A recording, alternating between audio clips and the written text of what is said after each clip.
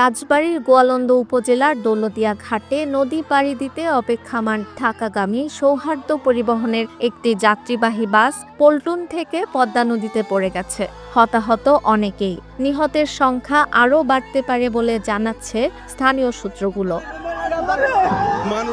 ঘটনাস্থলে উপস্থিত এক যাত্রীর বয়ানে জানা গেছে, বিকেল ৫টার পর সৌহার্দ্য পরিবহনের যাত্রীবাহী বাসটি দৌলতদিয়ার ৩ নম্বর ঘাটে আসে। এ সময় ঘাটে থাকা একটি ফেরি যানবাহন নিয়ে মানিকগঞ্জের পাটুরিয়ার উদ্দেশ্যে ছেড়ে যায়। অল্পের জন্য তাতে উঠতে না পারায় অপর ফেরির জন্য বাসটি চালু অবস্থায় অপেক্ষা করছিল। প্রায় একই সময়ে ওই ঘাটে হাসনা হেনা নামক একটি ইউটিলিটি ফেরি এসে সজোরে পল্টনে আঘাত করে। ফেরিটি ধাক্কা দেওয়ার সাথে সাথে বাসটি চলন্ত অবস্থায় যেন নদীতে ঝাঁপিয়ে পড়ে।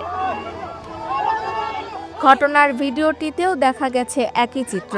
হাসনা হেনা নামে ফেরিটি এসে সজোরে পল্টনে আঘাত করা মাত্র চালু বাসটি গিয়ে নদীতে পড়ে। ফেরিঘাটে উপস্থিত আরেক যাত্রী জানান, ফেরির ধাক্কায় পল্টনের এক পাশ ঢালু হয়ে যায়, সেই কারণেই হয়তো নিয়ন্ত্রণ রাখতে পারেনি বাসটি।